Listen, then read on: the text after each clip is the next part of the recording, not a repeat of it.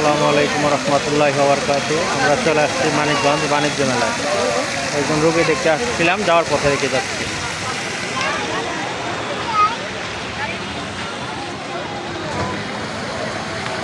এখানে নানা রকমের ফল দিয়ে আইসক্রিম বানাচ্ছে। চমৎকার আম ধরে আছে, চমৎকার আম ধরে আছে আম গাছে।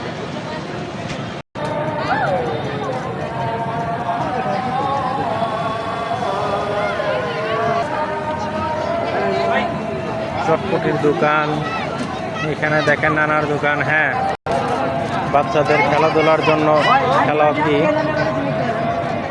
এই দেখুন ড্রাগনের মতো একটা চলতেছে।